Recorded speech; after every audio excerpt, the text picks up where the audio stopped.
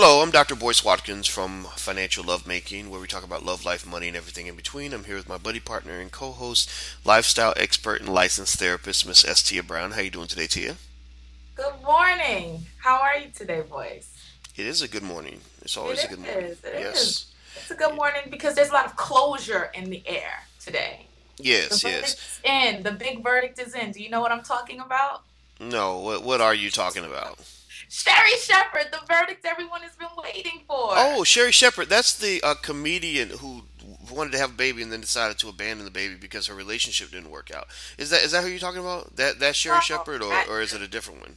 you're putting it a little harshly. For those who don't know, Sherri Shepherd, she's a comedic actress. She was on The View. She's been on tons of shows. She was married to Lamar Sally for about 3, 4 years before things went awry. And during the process of their divorce, they had someone, a surrogate, carrying a child for them.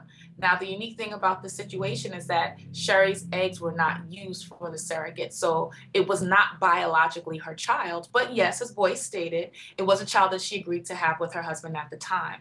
Once divorce was filed, Sherri fought against claiming custodial rights for the parents. She was basically saying for the child. She's saying that she felt like she was her husband committed fraud, that he purposely had this child because he wanted to get child support from her. Like Boyce is yawning, he's so over it, right?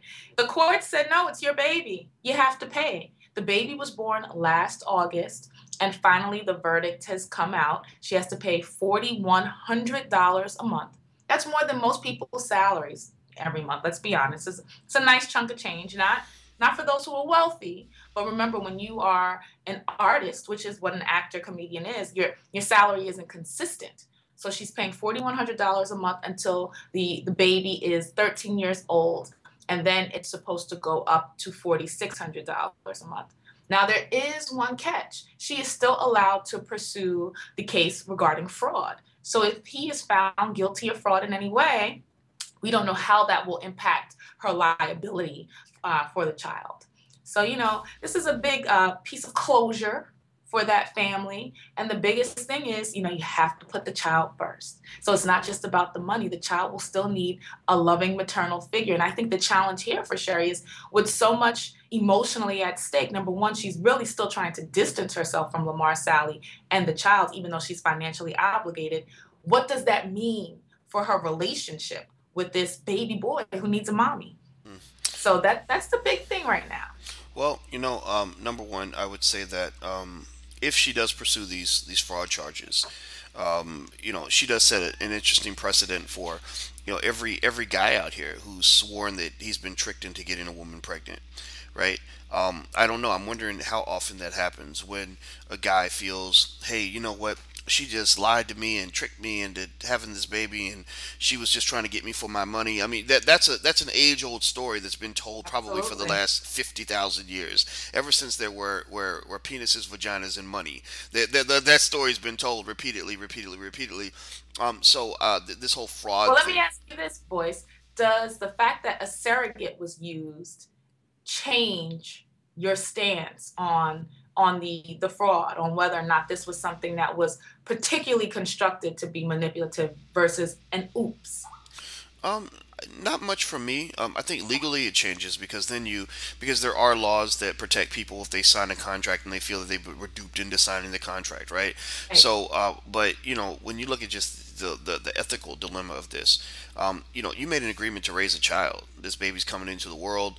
The baby's going to look at you and this man as the parents.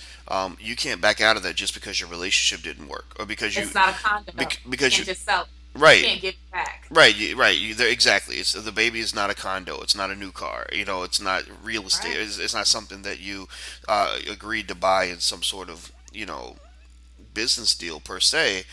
It's a human being, and you can't forget that. And really, that goes into the whole. It's just interesting because it even goes into the whole conversation, the debate of this idea of buying human beings. Right? We used to And buy and creating sell. one. Right? We Right. used to buy and sell human beings a couple hundred years ago, and we decided that that's a bad thing.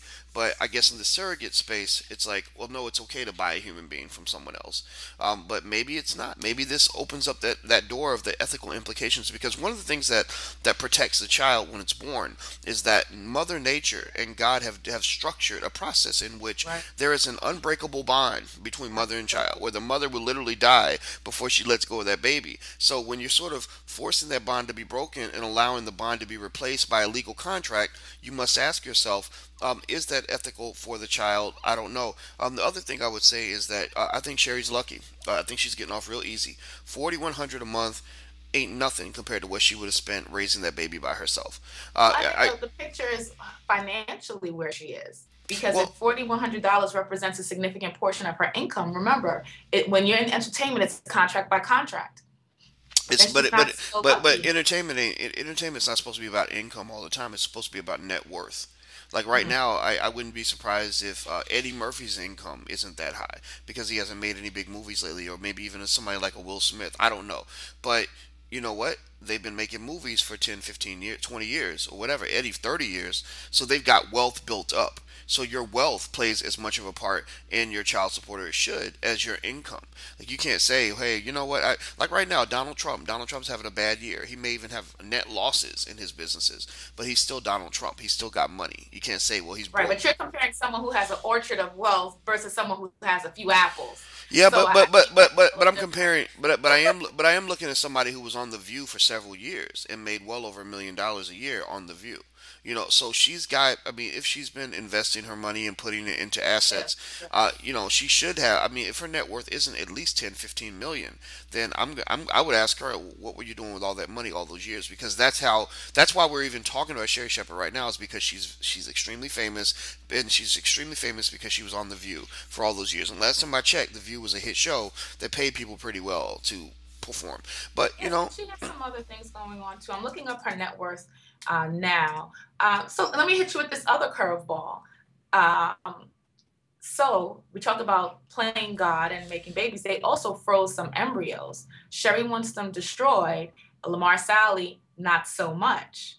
So again, this plays into the whole, okay, what is this really about in terms of child versus finances? Another famous face, Sofia Vergara, is having this same dilemma with an ex of hers. They froze embryos. They signed a contract saying that the embryos couldn't, move forward unless both of them gave consent. And he's fighting for the embryos to be placed in someone so that these children can be born. And what will happen if the children are born? Obviously, Sophia, who's extremely successful, Modern Family, tons of movies, would be liable in some way. What are your thoughts on that? think twice before you create an embryo. Realize that when you make an agreement to create a human life with another human being, that it's not just something that you can just hit the erase button and pretend like it never happened. And I think that's the issue here. We Relationships have changed. Relationships don't mean what they used to mean. Commitment does not mean what it used to mean. Commitment does not mean I'm really excited about doing this until I don't feel like doing it anymore.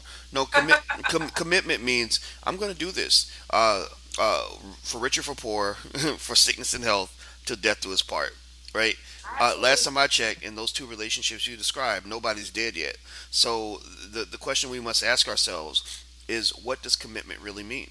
If you haven't spent a significant time thinking about what the word commitment actually means, then you should not be allowed to get married. You should not be allowed to go out and just reproduce with whoever. Now, I know people can do what they want, and I'm being, Yeah, absolutely. being hypothetical here. But the fact is, people are signing up for these lifetime commitments that aren't lifetime commitments anymore. Marriage has gotten to the point where it means almost nothing.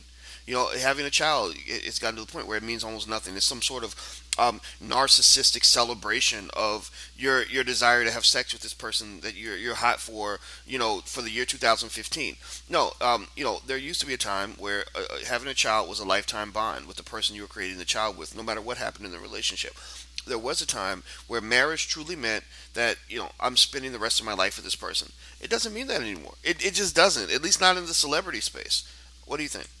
No, I absolutely agree. We see the divorce statistics even outside of the celebrity space.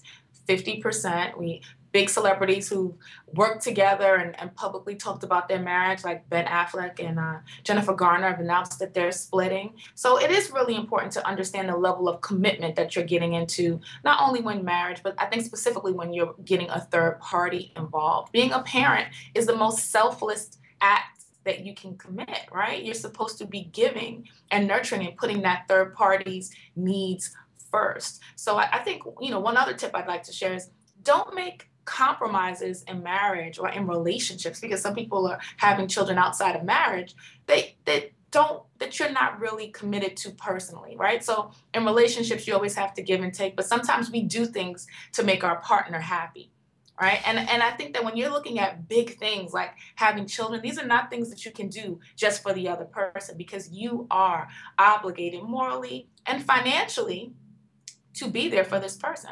Go ahead, tag in. I have a proposal. I have an idea. Here's my thought.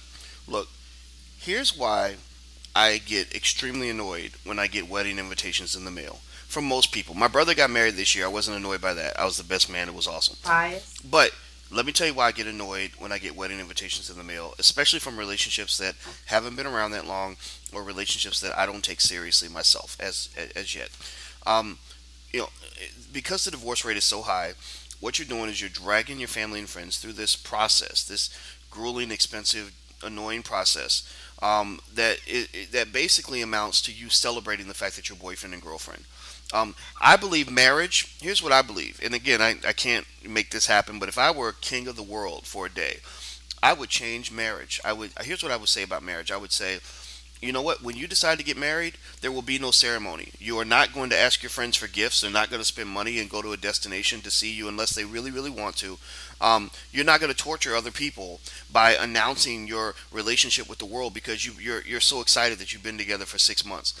No, you have to earn the right for a wedding ceremony. And the way you earn the right for a wedding ceremony is you have to be together long enough for us to take you seriously. How long is that? I think it should be at least 5 years. And not Five. 5 years of marriage per se. It could be just 5 years together as a couple. So let's say you're together for a year. You decide, hey, let's tie the knot. Well, nobody's going to take you seriously because you've been together for a year. You probably don't even know each other's favorite color yet. So guess what? You do 4 more years. Do 4 years of marriage. Then 4 years a hard time. 4 years a hard time in the joint, and then you come and you apply for a marriage license or for marriage ceremony. You already got the license. You get the ceremony now, and everyone will show up, and everyone will not just celebrate your future together. They will celebrate the many years of hard work you've put into this relationship to show that it's different from all the other meaningless announcements that people make every single day. I I'm hear you, serious. boy. I hear you. Yeah, Well, Sherri Shepherd has learned the hard way how marriage can go awry. Worth $10 million. I looked it up. Estimated net worth $10 million, has to give $4,100 a month to her ex for a child they created with the surrogate. All right. Well, there you go. I'm done. I don't have anything else to say. I'm gonna start writing my proposal for the new wedding process, the Five contractual year stipulation. Yeah, for the mandatory. 5 year Boyce Watkins 5 year wedding plan, the King Boyce plan. That's what I'm going to Five or call it. die. There you Boom. go. That's Five or die. That's what that's a catchy title. I'm gonna push it out, promote it, and we're gonna get this law changed. I'm kidding. In all seriousness, though, a wedding to me is it's almost like giving someone financial credit. When you give someone credit, you loan them $1 million. You're doing that because you have faith that their future income will make up for what you're giving them in the present, right? The credibility you're giving them right now. Well, the same thing is true with a marriage. When I show up at your wedding and I'm sitting in the audience and I've spent money on clothing or a suit or whatever, and I have traveled accountability. to some other country right, and I bought you a wedding gift in your registry, and I've been in your wedding, all this stuff. I'm giving you credit for the fact that I trust you enough and I believe in you enough. I believe that you're mature and serious enough that when I say you're going to be together for the rest of your life, I'm not just yapping at a ceremony. Because that's all it is now. Now people talk about it like, oh, we're going to be together for the rest of our lives, when really you're going to be there for a couple years, and then you're going to explain why your plan to be together for life suddenly fell apart and why your commitment suddenly means nothing because she made you mad 4 or 5 times and now you got to bounce. I'm sorry. So what I hear you saying is it's not just about the happily ever after, it's about the commitment to ever after. Working Yes. it out, being devoted. Excuse me. We love to hear your thoughts on this topic. You hear voices, very passionate about it. Thanks for listening. Bye bye.